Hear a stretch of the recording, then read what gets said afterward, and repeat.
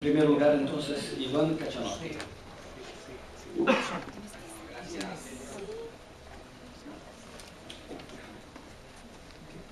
Gracias, Sergio. Te comento que tengo la mala costumbre de usar de ejemplo a los moderadores a veces cuando hablo, así que te nombro, no te asustes. Bueno, para no perder la costumbre con el congreso luego hace 2 años, elegí otro tema espinoso y polémico. Esto surgió porque cursando la maestría en economía, había una materia que era ética de economía, donde nos hicieron leer algunos papers al azar, y cuál me vino a tocar, el polémico.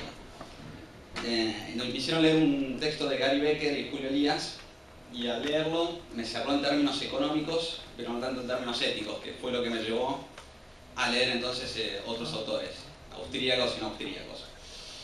Entonces la presentación va a tener 2 partes, una parte económica y después una parte analizando el punto ética donde se arma todo el dilema, digamos.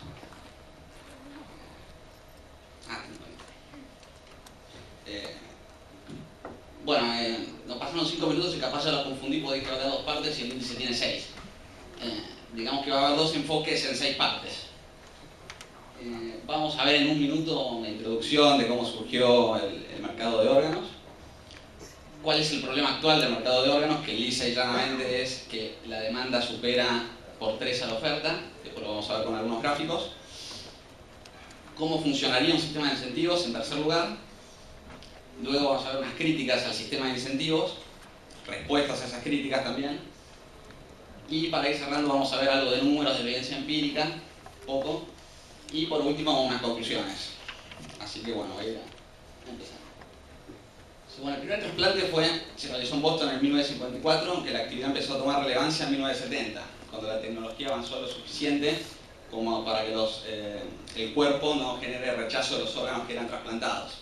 Cuando se avanzó en la tecnología, empezaban a realizarse trasplantes, y lo que empezó a suceder en esas décadas era que la demanda empezaba a escaparse de la oferta, es decir, había más personas que necesitaban un trasplante que órganos disponibles. Entonces, en 1984, Al Gore y Orrin Hatch elaboraron la Organ Procurement and Transportation Act, perdón por mi inglés torpe, donde con estos 3 organismos que ven ahí, United Network for Organ Sharing, UNOS, Departamento de Salud y Servicios Humanos, y el Organ Procurement and Transportation Network, monopolizaban cómo se iban a distribuir los órganos disponibles para tratar de reducir el gap que había entre oferta y demanda. Y así fue como surgieron estos 2 sistemas que se llaman Presumed Consent e Informed Consent. En el primero, se presume que hay consentimiento para donar órganos una vez que una persona fallece, pasa más allá. Si no quiere que se donen sus órganos, tiene que informarlo. El Informed Consent funciona exactamente al revés. Si uno quiere que cuando llegue la hora después sus órganos estén disponibles, tiene que informarlo. Si no lo informa, los órganos no van a estar disponibles. Entonces el debate era más qué sistema era mejor para reducir este problema de oferta y demanda, que había exceso de demanda en comparación con la oferta. Pero muy pocos planteaban un sistema de incentivos para este mercado, que es lo que hizo Gary Becker y Julio Elías. Entonces, para cerrar un poco cómo funcionan estos 2 sistemas, vamos a ver un gráfico de Suecia que adoptó los 2 sistemas y cómo fueron variando los trasplantes. En el eje de las X tenemos años y en el eje de las Y cantidad de trasplantes por millón de habitantes. Entonces se ve que de 1981 al 86, cuando usaban el sistema de Presumed Consent, lograron aumentar los trasplantes. Después, del 86 al 96, cambiaron de sistema al Informed Consent y la tendencia es a la baja. Del 96 en adelante vuelven al Presumed Consent y sube, baja y ahora pareciera vuelve a subir, pero llega hasta el 2004. Ahora no sé bien cómo estará ahora. Pero el punto es que se debatía qué sistema era mejor y pocos evaluaban la alternativa al sistema de incentivos. Y después les voy a contar por qué creo que eso es importante. Entonces, esto vendría a ser el problema de mercado de órganos hoy en día. Bueno, primero está mal escrito trasplantes, ahora que veo. La línea azul, esta, es la cantidad de personas que están en lista de espera para recibir un órgano, o sea, los que demandan un órgano. Y muy por abajo están todos los que serían el total de las donaciones. La línea verde representa las donaciones de órganos cadavéricos, es decir, de personas que murieron y decidieron donar sus órganos una vez que fallezcan, digamos, lo informaron. Y la línea roja representa las donaciones de personas en vida, que solo está permitido de manera altruista, sin incentivos monetarios. Entonces lo que se ve muy claramente es la distancia que hay entre las dos. Y en esta columna celeste, que no sé si puede estar claro, no es más que la suma de la línea verde y la línea roja, es decir, el total de las donaciones. Entonces, este es exclusivamente para el mercado de trasplante de riñón, pero como representa aproximadamente el 85% del total de los trasplantes, es representativo.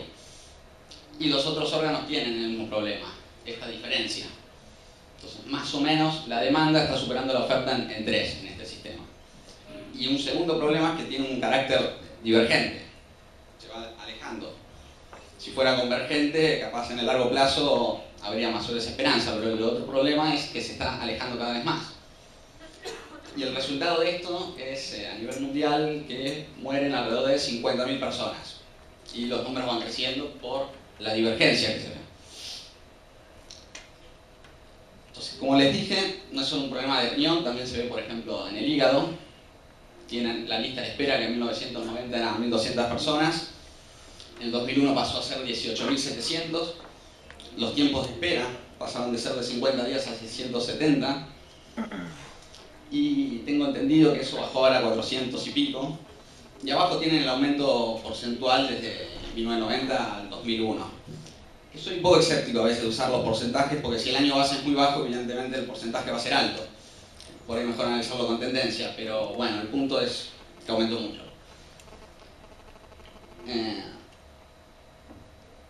Este seguiría siendo el problema del mercado de órganos hoy en día, leído en oferta y demanda. Lo que llama la atención acá es la curva de oferta, que es infinitamente inelástica, tiene esa postura, digamos, vertical. Y eso es porque la cantidad de personas que donan órganos de manera altruista es una cantidad fija. Por ejemplo, en un país hay 5.000 personas que van a donar un órgano. Entonces es 5.000 y por eso tiene esta forma. Y como dijimos que la demanda supera la oferta, el punto de la cantidad demandada tiene que estar necesariamente a la derecha de la curva de oferta. En el punto que esté, yo lo marqué acá, representa el gap, que es este gap que vemos acá, expresado en términos de oferta y demanda. Entonces, lo que el mercado de incentivos va a decir en términos económicos es, si introducimos un sistema de incentivos, va a haber personas que van a querer donar sus órganos a cambio de dinero, y esta curva va a empezar a volverse más elástica, es decir, va a empezar a inclinarse, reduciendo este gap que se ve ahí. Entonces, eso sería el impacto económico. Después, cuando avancemos un poco más, vamos a ir viendo las críticas más éticas que económicas.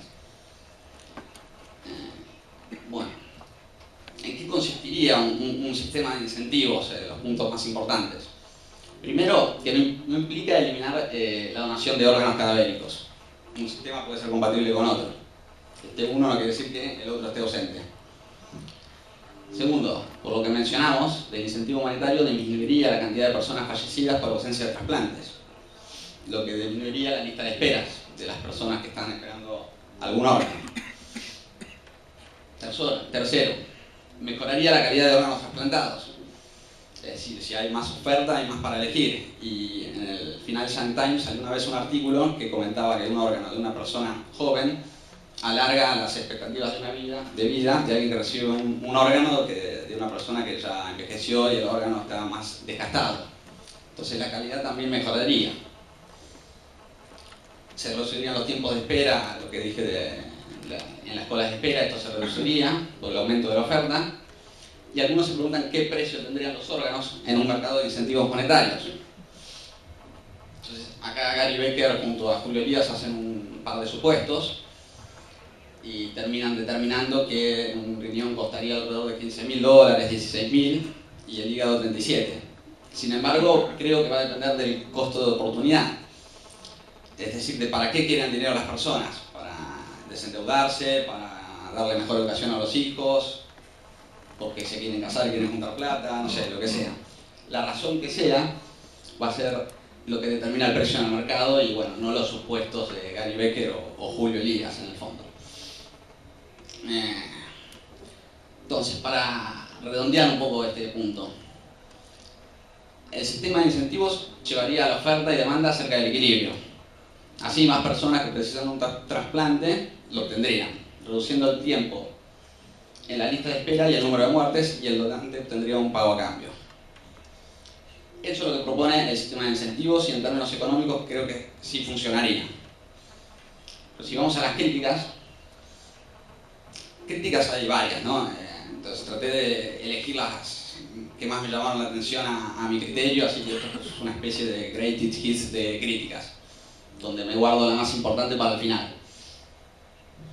Una primera crítica que me pareció importante es que viola la dignidad humana. Lo que se dice es cómo alguien va a negociar algo que está dentro de su cuerpo, un órgano, algo que es parte de la persona humana.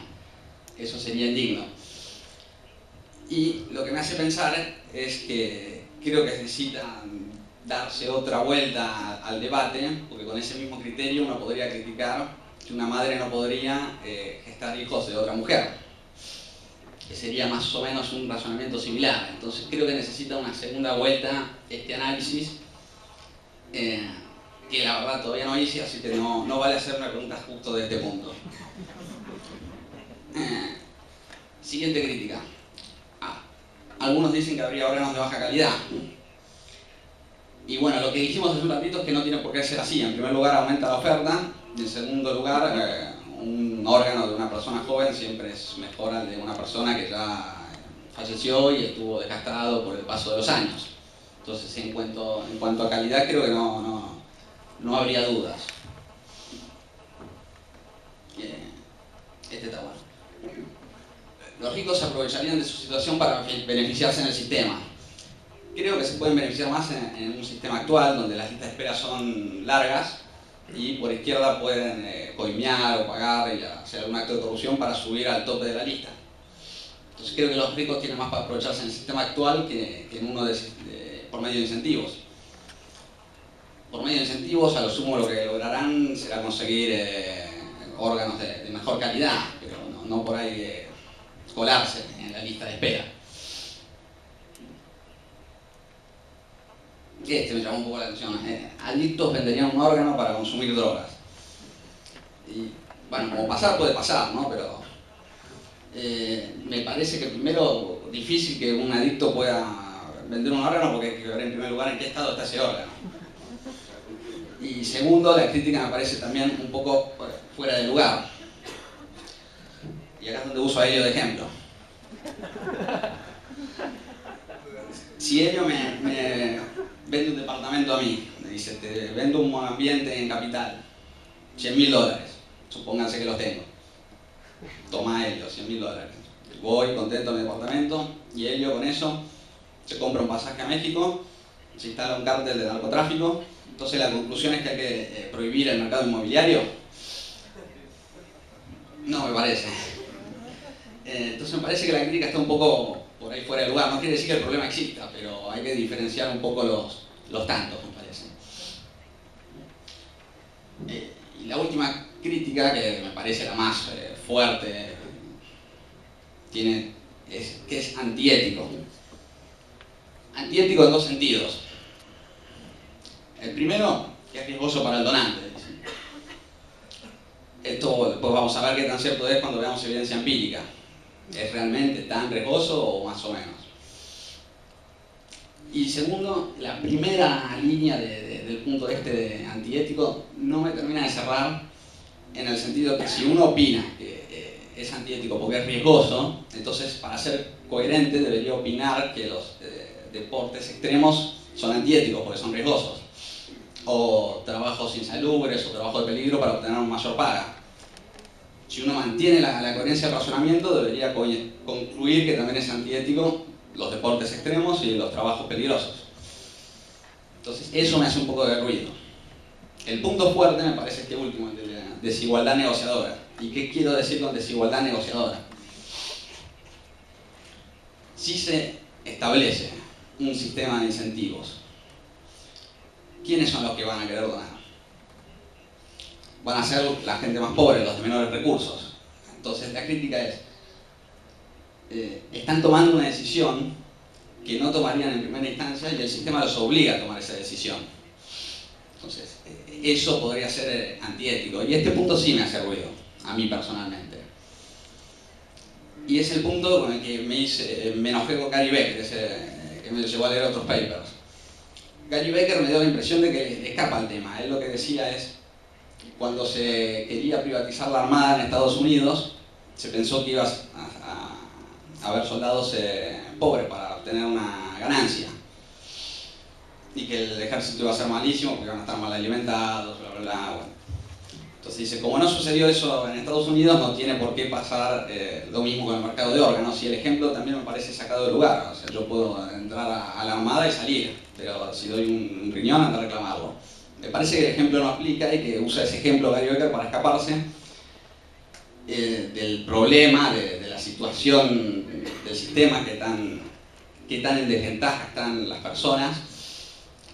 Y bueno, por eso empecé a buscar otros autores, pero no me terminaba de llegar a una conclusión. Entonces empecé a hablar con amigos, con profesores, empecé a hablar con todo el mundo, más o menos. Y cuando les preguntaba cómo te suena un sistema de incentivos para esto, todos decían, ¿estás loco, Iván? Y dije, bueno, puede ser, pero no se puede ser cuerdo todo el tiempo. Entonces me decían, vos proponés eso, porque en el fondo vos no vas a ser el que dona, porque no necesitas el dinero. Lo decís de una posición muy cómoda. Y dije, bueno, sí, puede ser. Siguiendo la conversación, les pregunté también si ellos estarían dispuestos a donar un órgano sin ningún incentivo monetario, en caso que tengan que salvar a un familiar o algún amigo. Y ahí todos, o casi todos, me dijeron, bueno, ahí sí. Es decir, que en cuestión de necesidad o de desesperanza extrema, por llamarlo de alguna manera, incurren en el riesgo. Entonces, ¿por qué debería ser distinta para la gente de menos recursos? O sea, su situación de necesidad o desesperanza es que está en el día a día viviendo con las peores condiciones. No hay agua potable, encima que no hay la tiene que buscar lejos, duermen con pichucas, si llueve están preocupados que no se inunden de la casa, mientras nosotros por ahí decimos, uy, qué lindo una siesta con lluvia de fondo. Entonces creo que no los entendemos en el día a día, estamos lejos de entender cómo viven ellos en la cuestión de fondo. O sea, lo que estoy tratando de decir es, estamos muy lejos de entender cómo viven los pobres en el día a día.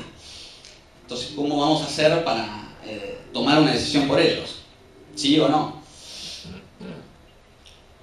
Entonces, lo que terminó siendo que yo estaba en una situación cómoda, en parte también está en una situación cómoda el que dice, no, ¿cómo va a donar un órgano porque está en desventaja? Pero esas personas también dicen eso porque no están viviendo el día a día en las peores condiciones. Entonces creo que en el fondo, los que pueden dar la respuesta son ellos solos, ellos son los que tienen que decidir. Aunque va a traer el riesgo de que algunas personas, por actos impulsivos, se metan en este mercado, que no es el más recomendable, a mi criterio tampoco, para salir de la situación. Entonces quedé como permanentemente dando círculos. Y vamos a ver a qué llegamos. Entonces empecé a ver un poco de evidencia empírica. Estamos en 20. Estas son las razones por las que las personas en India, una muestra de 264 personas, decidieron donar.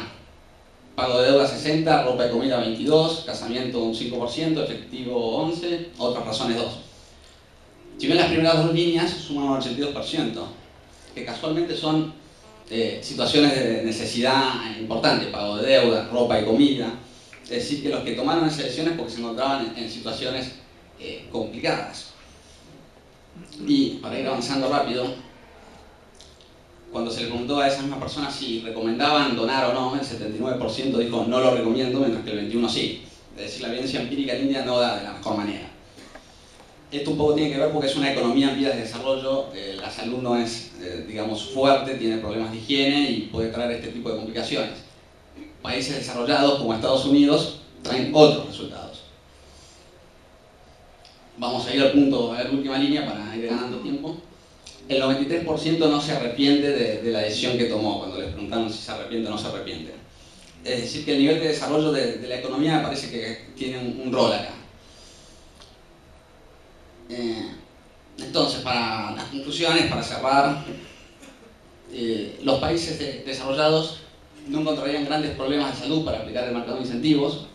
Los países en vía de desarrollo corren el riesgo de sufrir consecuencias en el trasplante de órganos.